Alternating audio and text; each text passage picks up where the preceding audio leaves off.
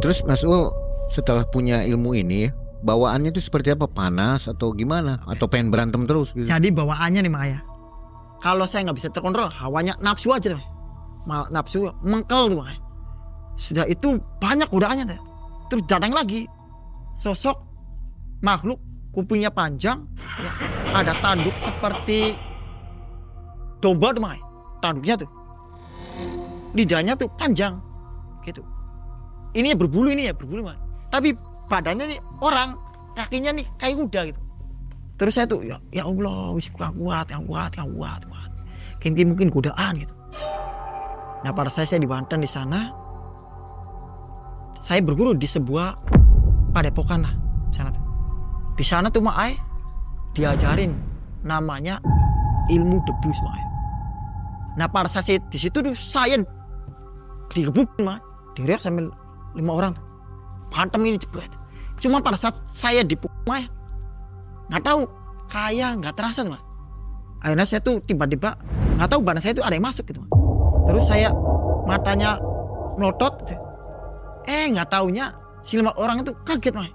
Itu di Baduy Jero. Baduy dalam atau Baduy Jero gitu. Seperti foto ini ya. Bener Makanya gitu. Akhirnya saya tuh berguru di Baduy dalam gitu. Mas Ul sendiri masih nempel nih sekarang ya? Yang alhamdulillah masih Makanya. Dan masih ada gitu. Di antara barisan bangku yang tersusun rapi, ada kenakalan remaja yang menumbuhkan sakit hati. Praktik pembulian yang dialami setiap hari membuatnya nekat untuk mempelajari ilmu bela diri. Ujian dan ritual berat pun dilaluinya tanpa henti, hingga bisa mendapatkan ilmu kebal yang ia cari. Ilmu yang dipelajari untuk lawan pembuli ini kini telah merubah jalan hidup dari Mas Ul.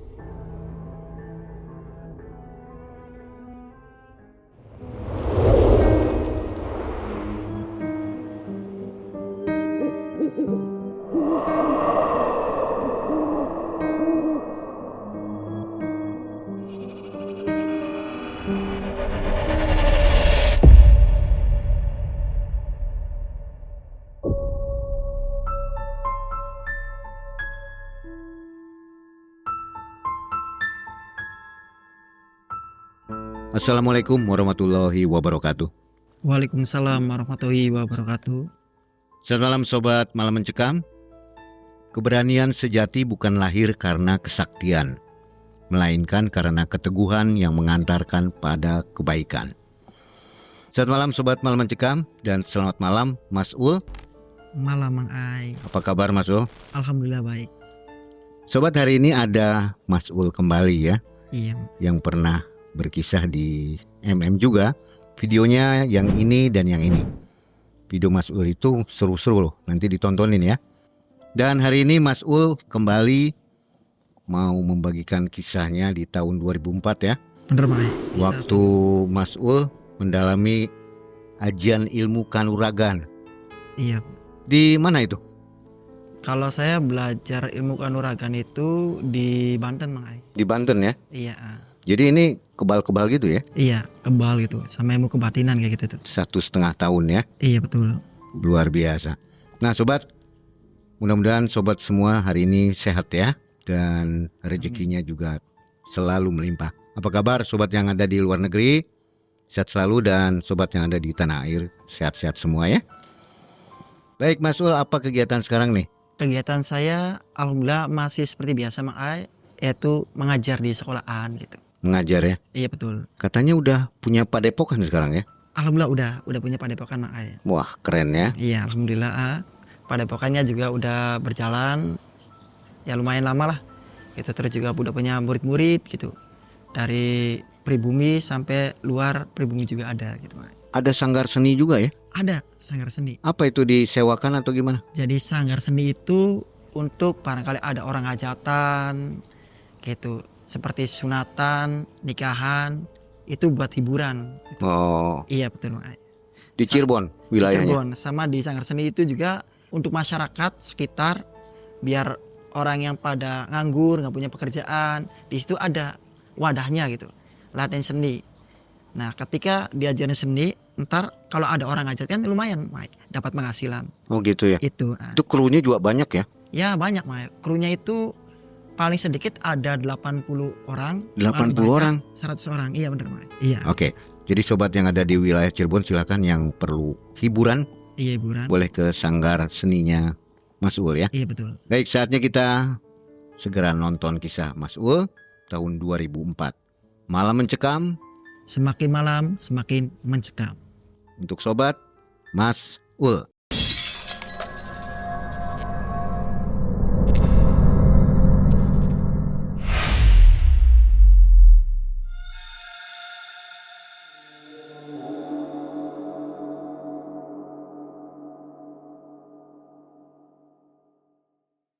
Jadi begini Mang Ai, ini kisah di waktu tahun 2004. Nah di mana saya itu masih sekolah Mang Ai. Masih sekolah kelas 1 SMP. Saya tipikal orang yang murung Mang Ai. Orang yang murung, orang yang pendiam, orang yang penakut dan tidak mau yang namanya sosialisasi sama orang-orang. Jadi pengennya mendiri aja gitu Mang Ai. Suatu ketika saya itu masuk ke SMP yang ada di Cirebon. Di situ saya berangkat sekolah. Terkadang saya tuh jalan kaki Mang Ai. Terkadang naik sepeda. Terkadang juga naik mobil angkot. Nah kalau saya dikasih ongkos sama orang tua tuh. Saya kan dulu waktu sekolah itu dikasih ongkos sama orang tua 3.000 perak Mang Ai. Nah kalau saya dikasih ongkos 3.000 perak. Saya naik mobil Mang Ai. Angkot tuh. Nah tapi kalau misal dikasih cuma 1.000 perak, saya paling naik sepeda atau jalan kaki. Jarak dari rumah sampai sekolah itu 30 menit Mang Ai. Lumayan jauh. Berangkatlah sekolah, dari rumah ke sekolah. Saya berangkat kalau setiap ke sekolah itu dari rumah jam 6 Mang Ai. Karena masuk di sekolah itu jam 7. Sehingga bagaimana caranya jam setengah 7 saya tuh udah nyampe gitu di sekolah supaya jangan telat atau terlambat Mang Ai. Di tengah-tengah jalan itu saya berpapasan sama kakak kelas lah gitu. Kan diajarin sama orang tua tuh kalau misalkan ketemu sama orang tuh nyapa gitu Mang Ai. Nyapa gitu. Akhirnya saya tuh nyapa, Kak lagi ngapain? Nggak taunya saya tuh dipanggil Mang Ai. Dipanggil sama kakak kelas. Hei sini kamu. Terus kata saya, oh iya ada apa Kak? Kamu siswa baru ya di sekolah sini? Iya Kak. Udah kalau kamu siswa baru, karena di sekolah sini ada aturan gitu. Bagi siswa baru itu harus ngasih jatah kepada kakak kelas gitu. Nah saya kan kaget Mang Ai. Masa saya tuh ujian sekolah kok dimintain gitu ya. Saya tuh ini tuh gimana gitu. Kalau saya dikasih uangnya, saya nggak ada buat jajannya Mang Ai. Kalau nggak dikasih, saya tuh diapa-apain gitu. Nah di situ tuh saya bingung Mang Ai.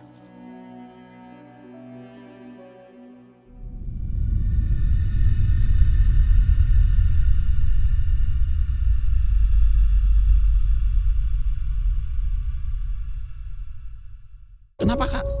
Udah kamu ada uang nggak gitu? Kata si kakak kelas gitu. Ternyata saya bilang gitu. Saya ada Kak, ada uang. Sini jatah dulu gitu. Saya bilang sama kakak, Kak jangan Kak.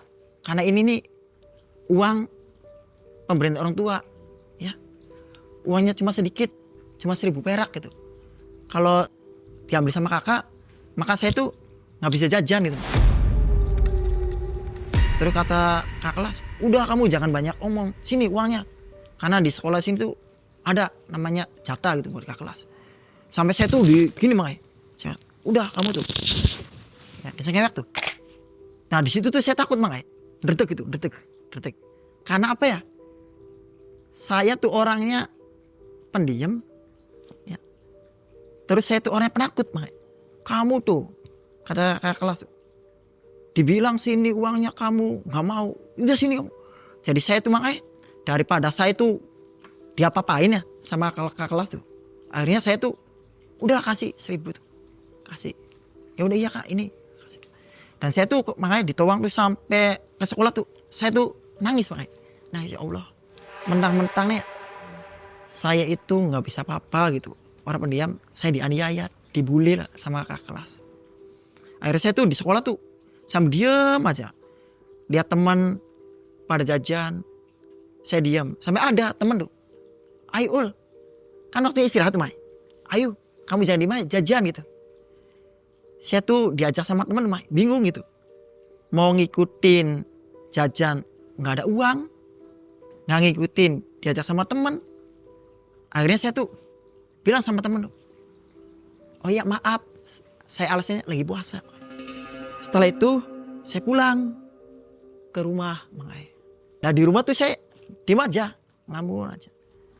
Cuman saya tuh nggak cerita Mang Ai sama orang tua tuh bahwa saya tuh diketeriak lah. Kalau keteriak tuh dimintain, dipalak tuh gitu. Saya nggak cerita sama orang tua. Karena kalau saya cerita sama orang tua tuh Mang Ai, takutnya orang tua pikiran gitu. Keesokan harinya lagi makanya saya dikasih ongkos lagi sama orang tua. Akhirnya saya tuh naik sepeda makanya. Soalnya kalau misalkan saya jalan kaki lagi ntar pulangnya jalan kaki lagi gitu makanya. Diminta sih takutnya gitu, jadi saya naik sepeda lah. Pada saat naik sepeda saya diberhentiin lagi gitu sama kakak kelas gitu. Dia lagi gitu. Namanya si Edo tuh. Hei kamu sini berhenti gitu. Oh iya kak, ada apa lagi? Udah, kamu kan tahu kalau misalkan kamu berangkat sekolah harus ada jatah. Gemeter Mang Ai saya tuh. Kata si kakak kelas bilang, kamu tuh sini, kenapa kamu diem aja gitu? Kenapa kamu sampai gemeter gitu? Jadi gini kak, saya tuh ini ada uang, cuma saya tuh buat jajan gitu. Udah kamu sini. Sampai saya tuh Mang Ai ditarik sepeda tuh, ditarik sampai sepeda dijejak gitu. Akhirnya saya tuh ditempel sama kelas tuh. si Edo ini badannya gede. Badannya gede Mang Ai, terus mukanya sangar gitu. Dan saya tuh takut gitu Mang Ai. Akhirnya ya udah saya kasihkan lagi gitu. Sampai saya nyampe di sekolah ditanya sama teman saya tuh, kenapa kamu sepedanya kok rusak? Nah saya tuh nggak cerita sama teman saya tuh, nggak cerita bahwa saya tuh dianiaya lah sama kakak kelas tuh. Saya alasannya Pak, saya nabrak pohon. Nah takutnya nih kalau saya cerita sama teman, nah otomatis kan temen ini tahu.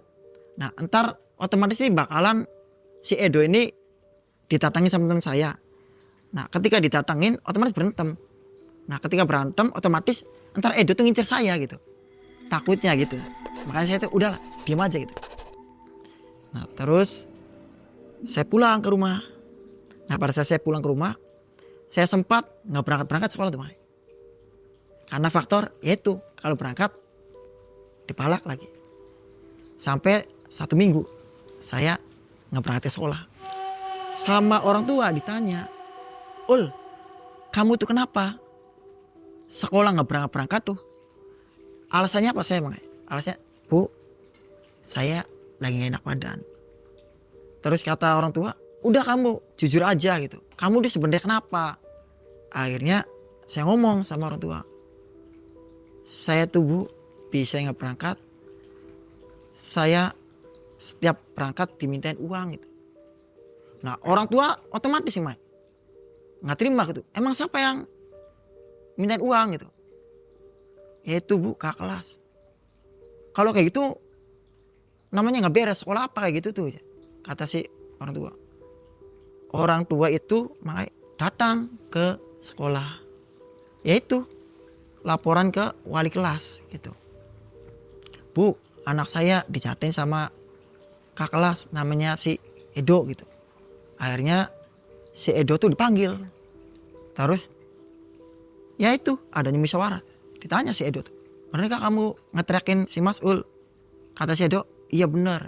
Nah di situ akhirnya si yang ngeteriakin dikasih namanya SP, surat peringatan, untuk tidak mengulangi lagi. Nah akhirnya permasalahan itu clear makanya. Saya paginya, nggak taunya si Edo itu tetap makanya. Setiap saya berangkat sekolah, saya lagi duduk di lorong sekolah, saya didatangi sama Edo. Malah saya tuh dicekek Apa-apaan kamu tuh? Ngadu tuh. Kamu tuh ya, orangnya pengadu. Jadi saya tuh jadi nama jelek gitu. Gara-gara kamu gitu. Kan saya kan bukannya adu gitu. Orang tua saya kan bertanya, kenapa nggak berangkat sekolah? Akhirnya saya jujur gitu. Ya itu sama aja kamu tuh ngadu. Udah kamu tuh jangan banyak bacot. Ke atas ke kelas. Akhirnya saya tuh dipukul mah di sekolah. Wah, dipukulin. Nah terus saya tuh merenung mah. Saya mau bilang lagi orang tua tuh takut gitu mah.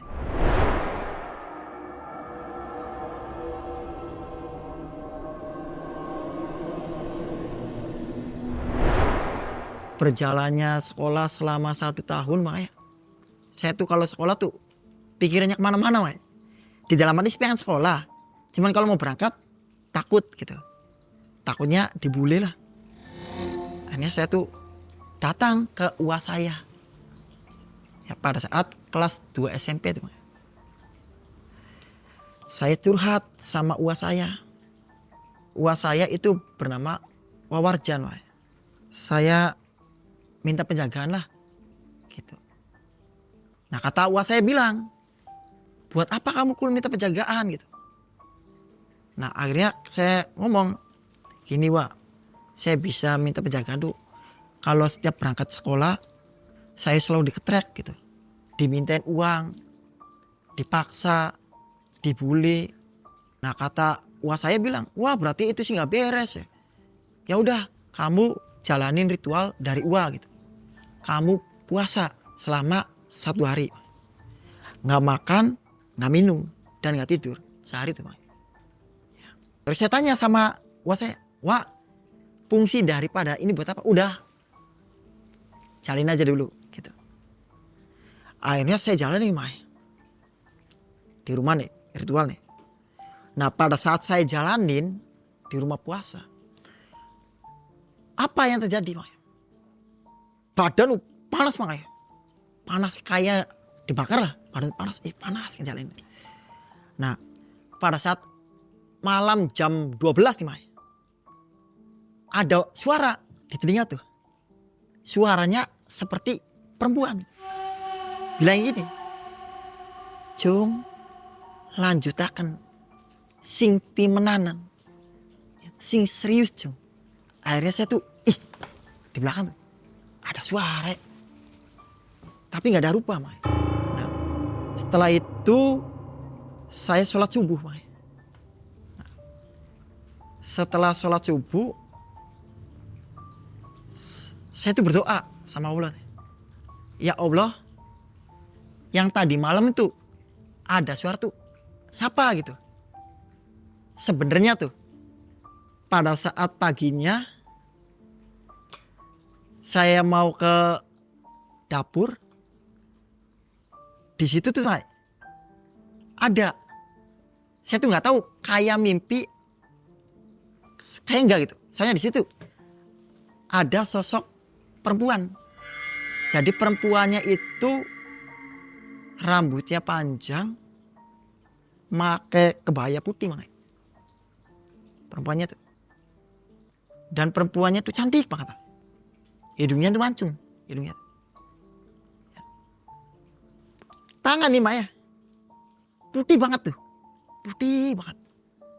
Saya tuh baru ngeliat perempuan, yaitu ini putih banget tuh. Pokoknya bening lah ini nih tangannya. Kaget saya tuh, kok ada perempuan gitu. Sambil saya tuh gini Maya, siapa ya?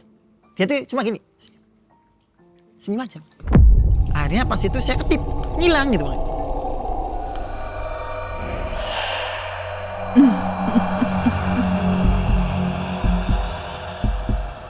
Terus pada saat itu saya tuh ketip nggak ada ya, perasaan nggak ada.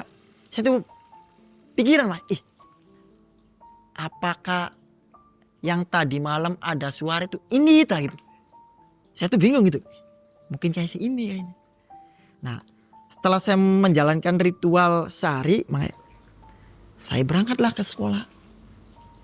Ya, berangkat ke sekolah, saya jalan kaki, makanya.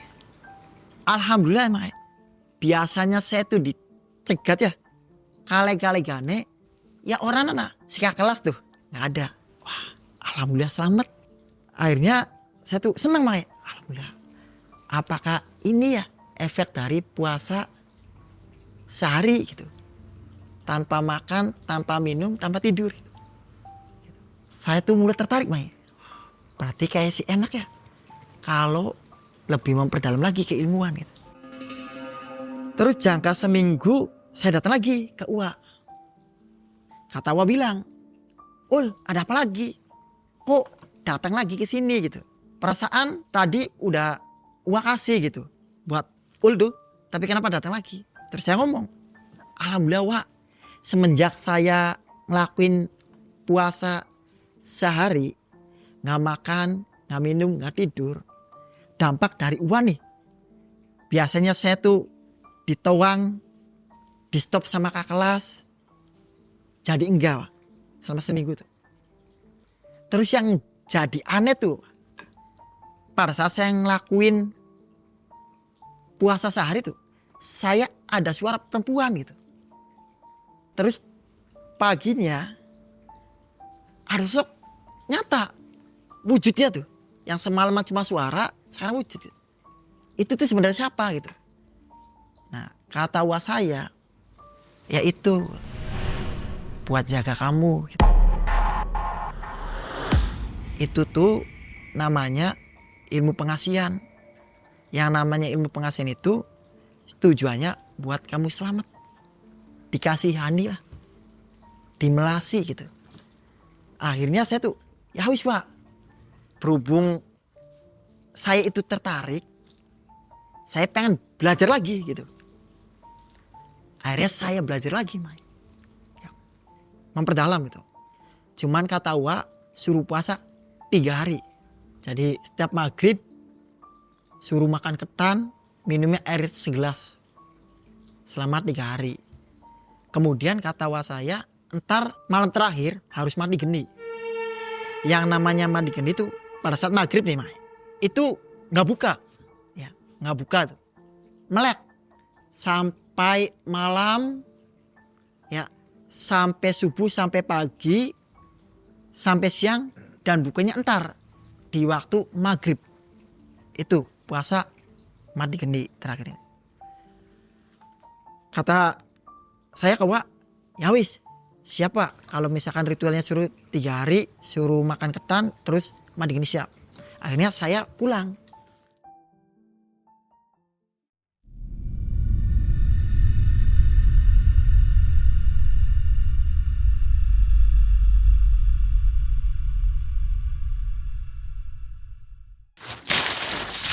Wih, ada box ini. Box apa ya? Coba saya lihat. Wah, ada topi malam mencekam ini. Saya coba pakai ya. Wah, topinya malam mencekam memang mantep dan keren nih. Nah, pada saat saya ngelakuin ritual, yang tadi sehari tuh Mai, badan panas, ini beda selama 3 hari tuh. Yang dirasa di badan apa? Perasa jalan ya kayak ngambang Mai. Padahal si kaki napak nih, kaki napak di jalan, cuman kayak ngambang tuh. Terus badan tuh enteng gitu. Pada saat saya ngelakuin puasa selama 3 hari tuh. Nah, yang malam kedua nih, yang jadi aneh Mai.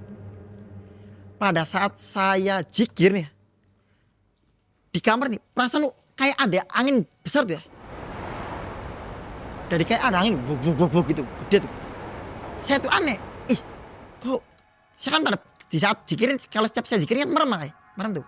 Tapi di perasaan saya tuh kayak ada angin tuh.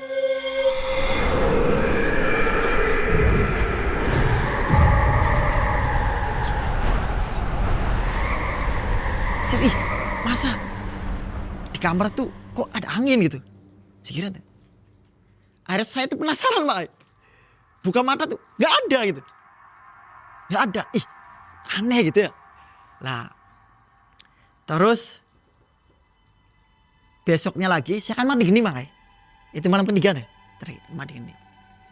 Nah, pada saat saya duduk di luar rumah, tepatnya jam 1. Soalnya kata Uwa kan jangan sampai tidur. Soalnya kalau saya di kamar otomatis tertidur nih. Jadi untuk supaya ngantisipasi jangan tidur, saya keluar rumah. Ya, keluar rumah biar nggak tidur. Pada saat keluar kan pada tidur semua nih. Tidur semua. Saya sendiri di luar gitu. Nggak taunya makanya datang sosok laki-laki. Jadi laki-lakinya itu pakai hitam semua. Terus pakai sarung selempang nih. Terus ini pakai topi siruk tuh yang kayak ke sawah tuh. Cung, lagi apa? Kok dewekan baik?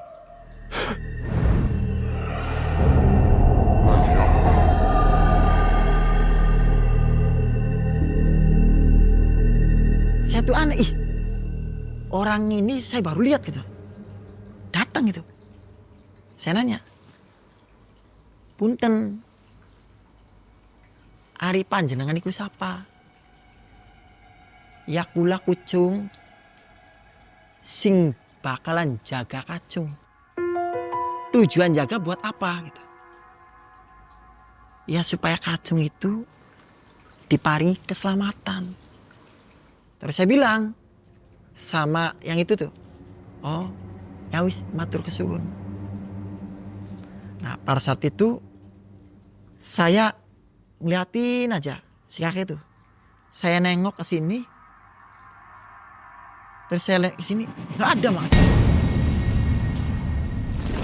Jadi saya tuh di situ sambil berpikir, waktu puasa sehari ditemonin perempuan cantik. Nah puasa yang kedua yang selama 3 hari ditemoni laki-laki pakai baju hitam itu. Nah terus paginya nih saya berangkat ke sekolah karena saya nggak mampu ya, orang tua saya orangnya miskin mak, dikasih cuma 1.000, saya jalan kaki ya, jalan kaki perlahan-lahan nyampe di sekolah jam 6:30 mak. Saya berangkat kan jam 6 gitu. Saya duduk di belakang sekolah kan ada lorong nih mak, lorong nih. Kakak kelas tuh yang biasa ngetrak itu mak, datang kayak sih mau ngetrak saya lagi guys mak. Hei kamu kata kelas, kamu lagi ngapain sendirian gitu. Pada saat saya kaget kayak gini tuh, kakak kelas itu. Di hati saya tuh takut mak, adet gitu. Pas saya melihat si kakak kelas tuh nggak taunya dia juga kaget terus dia cabut tuh. Nggak jadi pokoknya. Saya juga aneh makanya nggak jadi gitu. Jadi saya tuh aneh gitu. Saya ngeliat dia kok kabur gitu. Apakah efek daripada puasa 3 hari ini gitu. Terus saya pulang sekolah, sorenya saya datang ke Uwa. Wah, ya cerita tuh makanya. Wah, saya tuh aneh gitu. Waktu puasa sehari, saya biasanya di stop di toang, enggak. Nah puasa 3 hari, kakak kelas datang, pada saat saya ngelirik, melihat, dia tuh kaget, terus pulang gitu. Menghindar tuh. Terus yang jadi anehnya tuh Wak, saya puasa 3 hari itu 2 harinya kaki tuh kayak ngambang jalan. Yang ketiga harinya ditemani sosok laki-laki pakai baju hitam tuh, ya. Nah kata si Uwa bilang, wah ya bagus, itu berarti penjaganya masuk sama kamu buat jaga-jaga gitu ya. Terus kata Uwa, ya udah berhubung kamu lulus ya. Nah akhirnya saya tuh dikasih rapalan ya, tulisan tuh sama Uwa saya, suruh dibaca. Sekarang kamu rapalin ini ya Ul, dirapal gitu. Sudah dirapal, udah apal, entar bacaan ini dibakar. Nah pada saat dibakar, kemudian abu dari bakaran itu tuh dimasukin ke gelas air putih, diaduk, suruh diminum. Akhirnya saya lakukan. saya rapal dulu gitu ya. Sampai benar-benar apal tuh. Sampai di luar kepala lah. Di situ kan tulisannya bahasa Kejawen, Mak. Jadi bahasa Kejawen itu bahasa Jawa, Jawokan lah. Gitu. Di situ ada ya. Terus saya baca rapal, udah saya hafal, alhamdulillah. Kemudian saya turutin apa perintah uak saya. Kemudian saya tuh bakar, Mak. Bakar. Saya ublak nih sama air nih. Terus saya minum. Nah, terus saya tanya sama uak, Pak, ini fungsinya buat apa? Ternyata uak saya bilang, ini tuh ul buat nyempurnain ilmunya uak supaya masuk pada kamu. Ntar kamu tahu sendiri lah. Gitu. Jadi setiap saya bertanya fungsinya ya, kadang uak tuh kadang ngejawab, kadang dirahasiain tuh, Mak. Gitu. Jadi saya kan penasaran. Setelah itu makanya alhamdulillah saya berangkat sekolah ya aman jadi, Mak. Nggak pernah diketrek gitu. Semenjak saya tuh ngelakuin ritual tuh. Kakak kelas pun jadinya merasa segan lah. Dan di badan saya pun ada keanehan gitu. Jadi ada nih temen nih di sekolah nih. Ul, saya tuh lihat kamu tuh aneh aja. Anehnya gimana gitu. Biasanya kamu tuh pendiam, diam aja. Terus biasanya kamu burung. Sekarang kamu tuh enggak gitu. Kayak tuh ada wibawanya. Terus sorot mata kamu juga beda aja gitu. Kayak ada yang jagain kamu tuh.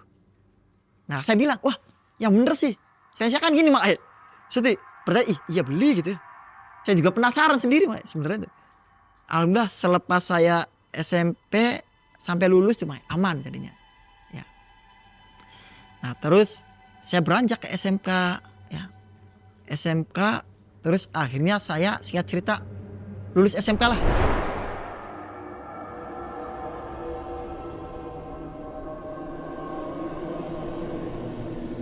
Saya lulus SMK, masuk SMK 2007, lulus SMK 2010 makanya.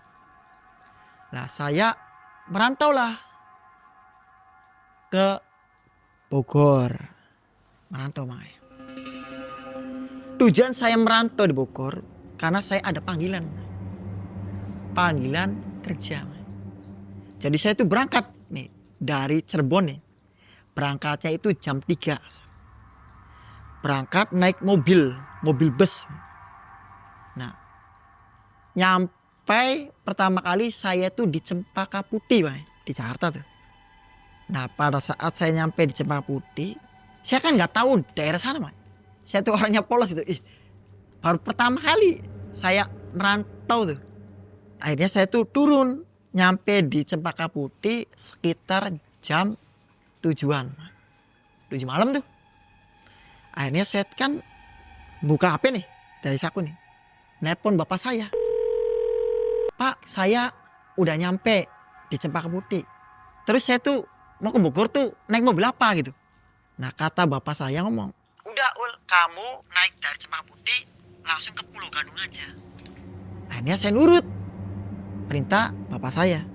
Naiklah dari Cempaka Putih naik mobil lagi Kopayu sampai ke Pulau Gadung terminal. Nyampe di Pulau Gadung jam 7:30, setengah jam perjalanan. Saya tuh nunggu di situ jentul, tilong. Kenapa? Saya tuh baru pertama kali yang namanya merantau gitu. Saya tuh ya Allah, wis buru-buru jagat ya. Sampai jam 9 malam saya nunggu mobil. Nggak ada jurusan ke Bogor. Akhirnya saya nelpon bapak saya lagi. Pak, kini priben. Udah jam 9, mobil jurusan Bogor nggak ada gitu. Nah kata bapak saya bilang, udah Ul, kamu kembali lagi ke Cempaka Putih gitu. Naik mobil aja, Kopaja. Akhirnya HP tuh masukin, Mang. Di kantong nih, sini ya masuk. Kemudian saya naik mobil. Pada saat saya turun di Cempaka Putih, saya didengsep nih sama 2 orang. Yang satu sebelah pintu kanan, yang satu kiri. Didengsep, Mang. HP taruh sini. Nah 2 orang turun, Mang. Turun. Nah kemudian setelah 2 orang itu turun, saya turun dari mobil. Di depan tuh ada bencong tuh Mae. Saya mau ngambil HP nggak ada Mae. Terus kata bencong, bang, itu yang ngambil 2 orang gitu. Akhirnya saya kejar Mae. Saya berhentiin 2 orang tuh. Bang, stop dulu. Kata si 2 orang bilang, ada apa Mas? Abang yang ngambil HP saya. Wah enggak gitu. Akhirnya udah saya digeledah Mae kadonya. Nggak ada gitu. Perawakannya gimana itu? Perawatnya tinggi besar, sama saya tuh tinggal dia. Rambutnya gondrong segini Mas. Yang satunya biasa pakai jaket kulit tuh warna hitam tuh. Nggak ada. Terus datang 1 orang lagi nih. Nah bilang kata saya orang, jadi total 2 orang sama 1 berarti 3. Karena dia tuh bilang, oh iya bang ada apa? Ini HP saya diambil. Kata si 1 orang, oh iya saya ngeliat di sana aja. Ayo ngikut. Saya tuh polos Mae. Akhirnya saya tuh ngikut. Nyampe lah di Tawang Mae. Nah pada saat di situ tuh saya digebukin Mae, sama digorong, dipukul, pantem ini jebret. Cuma pada saat saya dipukul Mae, nggak tahu, kayak nggak terasa Mae. Nah terus dompet nih, di sini ada dompet nih, ya mau diambil. Untungnya tuh tangan saya refleks sendiri. Saya ambil tangannya langsung dijejak gitu. Di belakang nih Mae, ada 2 orang bawa belati mau saya dari belakang. Untungnya tuh yang kena hanya baju Mae, sobek tuh. Untungnya badan ini nggak apa-apa. Akhirnya di situ saya berantem, diriak sambil 5 orang tuh. Cuman saya kan kewalahan nih Mae, aduh pegel. Saya sendiri sama 5 orang. Akhirnya saya tuh tiba-tiba nggak tahu badan saya tuh ada yang masuk gitu, matanya melotot gitu. Nggak taunya si 5 orang itu kaget Mae.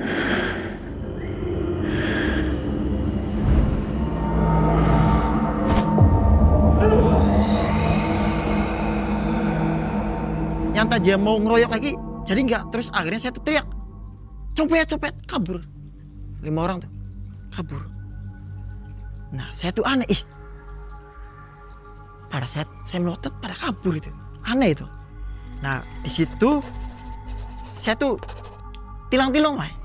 Ya Allah, isunku nembak pertama kali merantau, orang-orang jagat, ujiannya makanya pisan.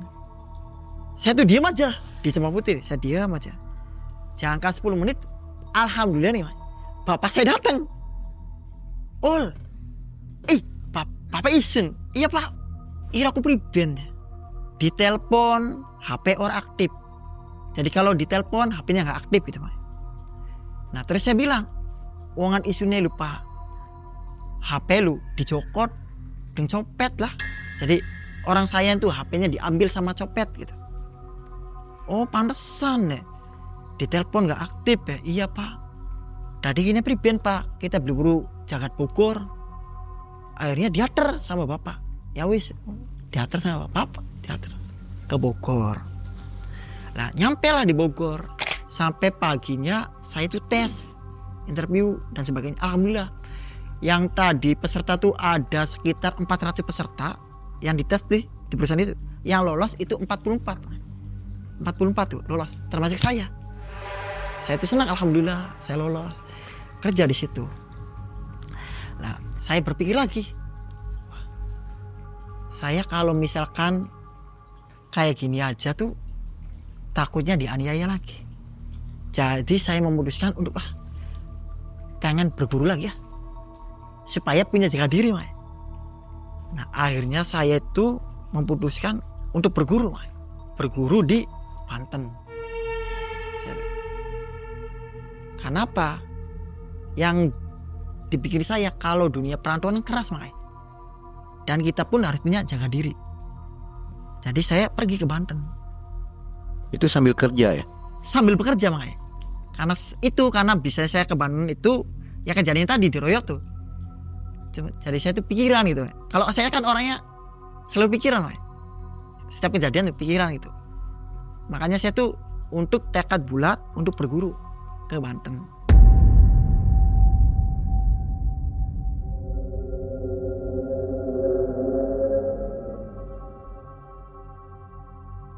Nah pada saya di Banten di sana, saya berguru di sebuah padepokan lah sana tuh.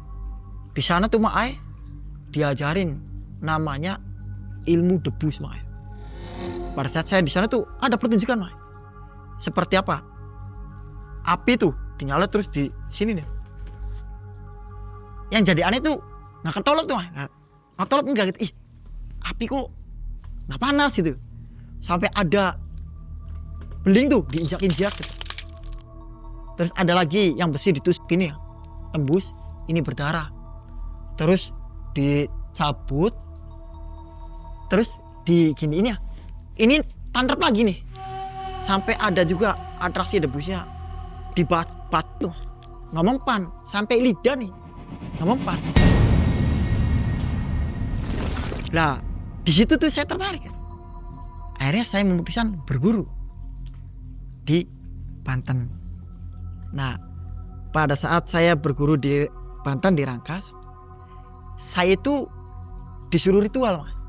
Suruh berpuasa selama 7 hari. Puasanya pas selama 7 hari? Makan cabai, Mas.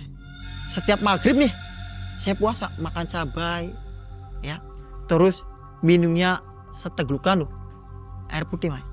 Pada saat saya ngelakuin ritual kayak gitu tuh, Mas, efek di badan apa? Pertama di mata nih, Mas. Mata itu panas, perih. Kayak darah nih mau keluar dari mata tuh. Tapi pas saya lihat nggak ada gitu. Terus terakhir saya disuruh mandi geni lagi deh. Nah pada saat saya mandi geni, malamnya saya itu didatangi lagi, Mas.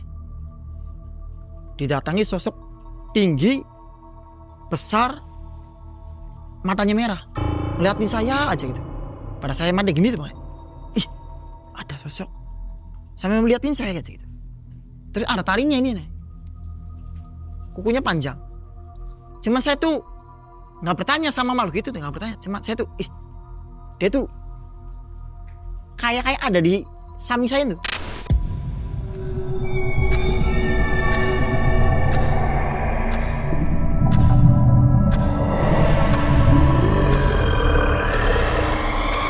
Cuma saya tuh diam aja. Terus saya ketip lagi nggak ada, Mas. Aneh, saya ketip lagi nggak ada. Nah terus saya tuh lulus lah ngejalinin puasa tuh selama 7 hari terakhir mati ini. Kemudian saya tuh diuji, Mas, sama guru saya. Pertama yang diuji itu apa, Mas? Ambil golok ya panjang, ditebur, Mas. Jelas dia. Tebu itu patah. Nah, saya tuh ngeri, Mas. Ih, ada bahaya. Tebu aja tuh dipancras, tugel gitu. Apa maning lamun tangan? Terus ambil lagi pelepah kelapa tuh, Mas. Yang kan ini daun kelapa terus ada hidungnya tuh, tangan-tangannya tuh.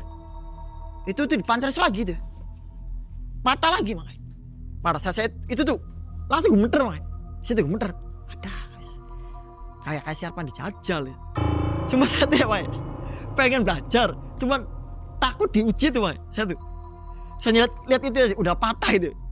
Kata guru saya bilang, "Ul, kamu kenapa takut tak?" Terus saya bilang, "Iya, saya takut." "Kenapa kamu takut ya? Belajar ilmu udah kamu udah lolos, kenapa kamu takut?" Gitu. "Enggak, Pak, saya tuh bener takut ngeliat itu tuh goloknya tajam banget gitu." "Udah, kamu tuh harus yakin," gitu kata guru saya tuh, Pak. Nah akhirnya saya tuh bisa bismillah belah. Cuman di dalam hati sih takut tuh, Mas. Dalam hati takutnya saya berdarah atau patah gitu. Kalau patah kan takutnya masa tangannya hilang satu ya. Akhirnya saya tuh bismillah belah. Dijajal banget. Coba saya tuh merem pada saat jajal. Ada saya tuh ini gimana ini? Pada dijajalin. Yang jadi aneh tuh ya itu, makanya nggak kebeler tuh. Saya tuh aneh gitu. Saya sampai gini, saya tuh mimpi dah. Aneh tapi nyata, Mas. Gitu. Sampai begini, sampai guli, sampai saya tuh geli, Mas. Pak, saya geli gitu. Kan saya kalau ini geli, Mas. Gitu. Sampai diginiin itu. Nah, terus kata guru saya bilang, "Alhamdulillah lolos." Ya terus saya tuh alhamdulillah ya Allah aman gitu. Saya tuh selamat makanya alhamdulillah. Nah terus saya pulang lah setelah pengujian mah. Pada saat saya pulang dapat ujian lagi makanya. Saya tuh pulang dari Banten loh, ribut sama preman makanya. Gara-gara preman kan ngamen makanya, ngamen. Saya nggak ngasih. Dia bilang apa? Pelit banget sih, gitu. Orang saya kan emang nggak ada uang gitu mak. Cuman uang itu pas buat ongkos saja gitu. Terus saya tuh liatinnya mak, dia tuh nggak terima gitu. Kamu kenapa lihat ya? Gitu. Terus saya bilang, ya orang kamunya bahasanya nggak sopan itu. Di situ berantem mak saya. Cuma yang jadi anehnya deh, si preman mukul mak, nggak kerasa apa-apa. Terus mukul lagi nggak kerasa apa. Akhirnya si preman tuh yang jadi anehnya ini dia kesakitan gitu mak. Sakit tuh. Nah terus di situ tuh di mobil baru dilerai sama supir tuh sama kondektur. Udah jangan berantem. Ngapain di sini berantem? Sana kamu lagi ya minta masak sana turun gitu mak. Nah terus pada saat saya nyampe di Bogor lagi saya tuh berpikir ternyata belajar ilmu kok ada manfaatnya, anak kegunaannya.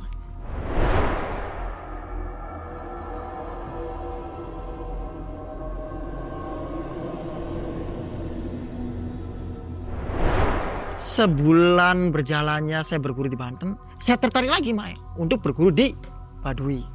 Karena saya tuh, wah belajar ilmu ternyata enak ya, ada manfaatnya. Akhirnya saya tuh hobi, suka banget yang namanya memperdalam keilmuan Mae. Itu di Baduy Jero. Baduy dalam atau Baduy Jero gitu. Seperti foto ini ya. Bener Mae gitu. Akhirnya saya tuh berguru di Baduy dalam. Nah di situ saya cuma di situ tuh makanya di Baduy dalam tuh ada pantangannya makanya. Pantangannya nggak boleh elektronik masuk ke Baduy dalam. Seperti HP nih nggak boleh dinyalain makanya. Nggak boleh. Jadi saya tuh jalan dari Baduy luar sampai ke Baduy dalam. Belum ada teknologi di situ. Jadi teknologi sih ada ya, cuman di luarnya, cuman di dalam itu nggak ada makanya. Listrik pun nggak ada. Nggak ada makanya. Cuman saya pada saat masuk ke Baduy dalam tuh saya takut makanya. Karena di dalam Baduy itu ada binatang liar tuh, seperti bobop tuh. Saya kan takut makanya sama binatang itu tuh. Apa? Bobop? Bobop tuh. Kalau bahasa Indonesia tuh anjing tuh makanya. Gogog. Gogog lah gitu. Cuman kata orang Baduynya tuh, kan kalau di sana bahasa Sunda makanya. Cuman kalau bahasa Indonesianya tuh, udah mas, jangan takut gitu. Itu nggak galak.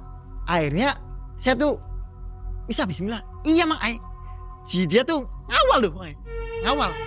Cuman nggak gigit tuh mak, iya ngawal gitu. Saya jadi aneh gitu. Biasanya kan kalau binatang itu tuh ngejar sama orang tuh mak. Biasanya tuh bahkan jenguk itu wuk gitu biasanya tuh. Cuman itu enggak gitu.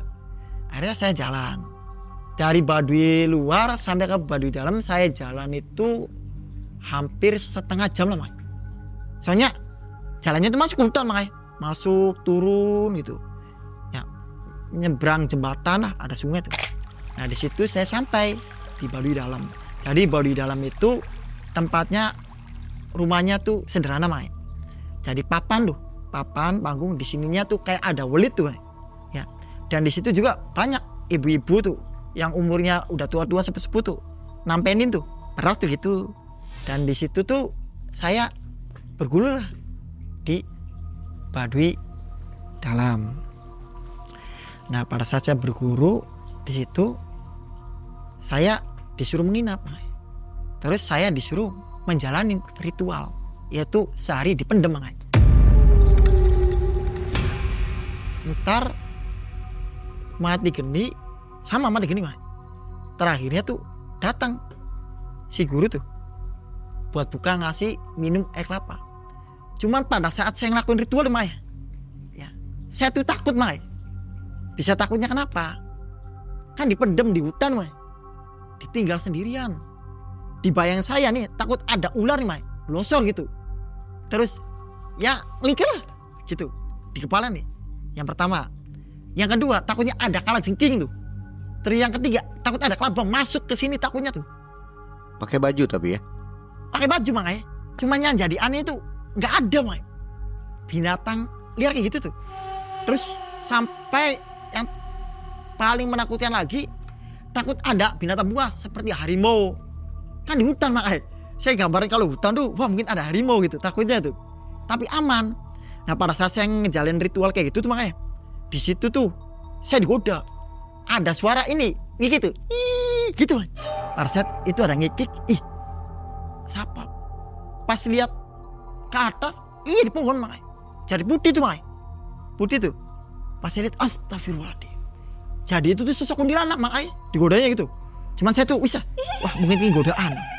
Nah sudah kuntilanak putih, terus datang lagi makanya. Sosok lagi, sama kayak tadi, ngikik lagi. Cuma beda, kalau yang tadi si putih, ini si merah. Cuman mukanya berdarah. Yang tadi sih enggak, ini berdarah makanya. Yang ngikik lagi gitu. Ada saya tuh. Ya Allah, ngejalin ritual lagi kan bisa nih. Sudah itu banyak godaannya tuh. Terus datang lagi sosok makhluk kupingnya panjang, ya. Ada tanduk seperti domba tuh makanya. Tanduknya tuh. Lidahnya tuh panjang gitu. Ini berbulu ini ya, berbulu makanya. Tapi badannya nih orang, kakinya nih kayak kuda gitu. Nggak tahu itu makhluk apa gitu. Aneh gitu Bang. Terus saya tuh ya Allah, wis kuat. Kayaknya mungkin godaan gitu. Datang lagi makanya. Angin besar, bingung. Dan namanya tuh, saya tuh astagfirullah ngelakuin ritual makan pisangnya. Terus ada yang ngelempar, petak gitu. Godaannya tuh, waktu saya ngelakuin ritual kayak gitu makanya. Nah terus singkat cerita, pagi-pagi alhamdulillah saya tuh walaupun banyak godaan, cuman saya tuh tenang tapi takut gitu ya. Terus pagi, terus sampai maghrib baru datang guru saya tuh. Alhamdulillah kamu lolos, ini diminumin air kelapa, cuma masih dipendam tuh, jadi pakai sedotan ya. Udah gitu terus dikeduk nih, keduk ya. Akhirnya saya dijunjung lah Mak, junjung. Pada saat dia junjung tuh lemas Mak, ambakannya ngangsrek tuh Mak. Alhamdulillah lolos. Kamu tolong keluar ngambil persyaratan, beli persyaratan dibawa di luar. Akhirnya saya beli persyaratan Mak. Lawan putih kecil, yang ini ada itu tuh udah berbentuk lawan tapi udah kayak apa endong Mak. Lah di dalamnya isinya lading, peso tuh, minyak, ya, menyan. Nah, terus masuk ke body dalam lagi, serain.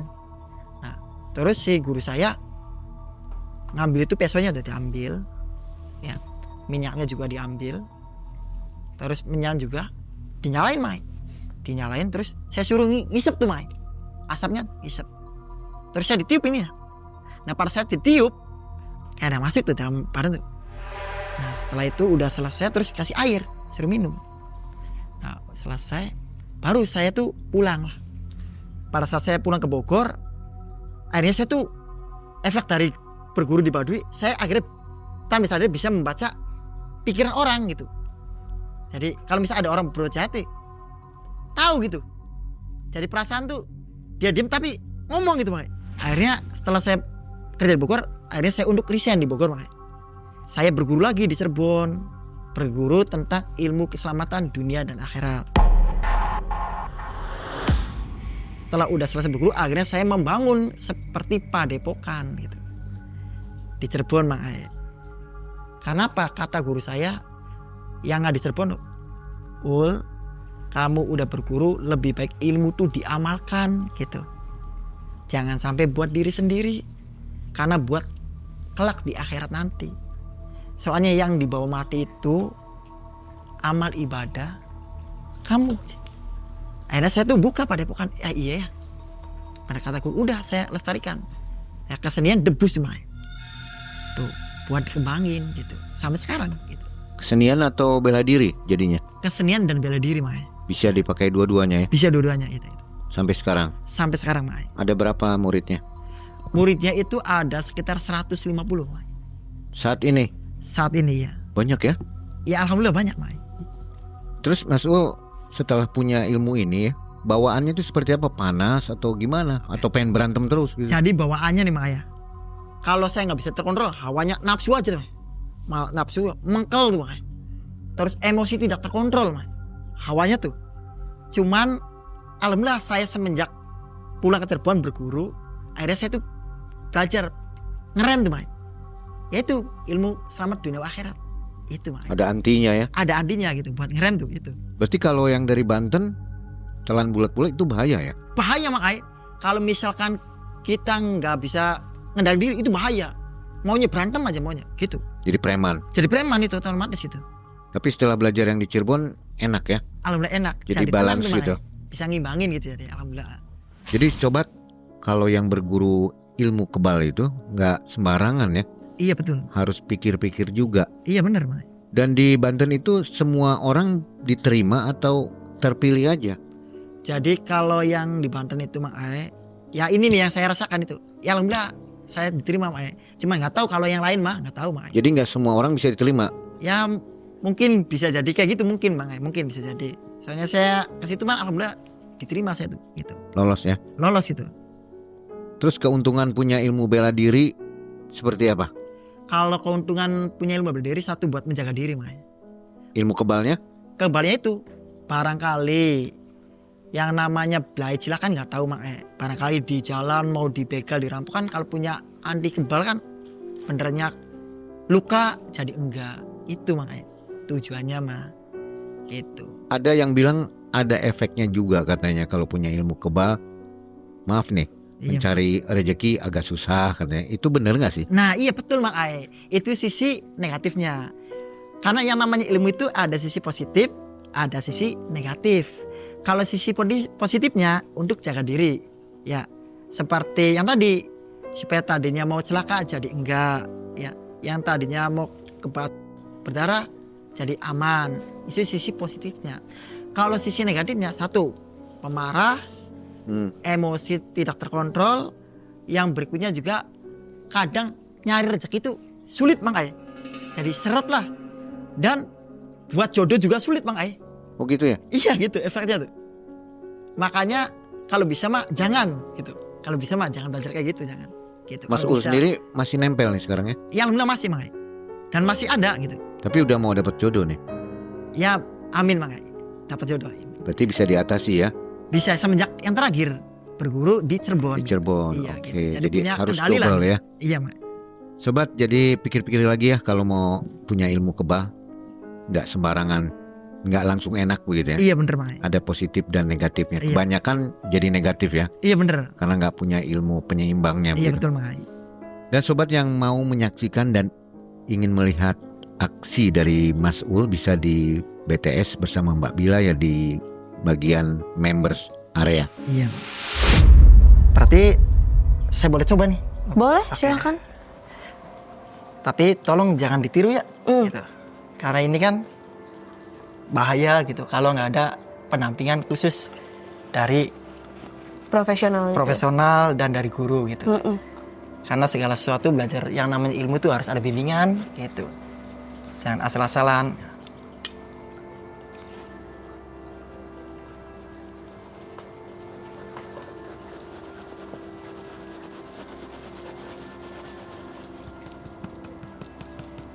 Duh.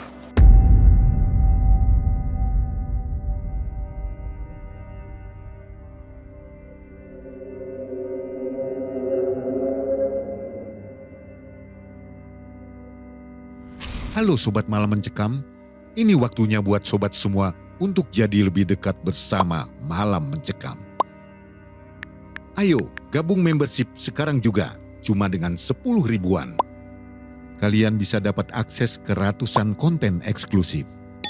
Mulai dari pembuktian ilmu goib, perjalanan dan penelusuran tim Malam Mencekam, sampai momen lebih dekat bersama para narasumber.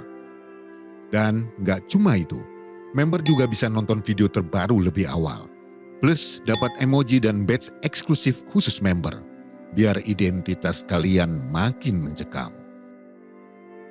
Klik tombol gabung sekarang dan jadilah bagian dari keluarga besar member Malam Mencekam.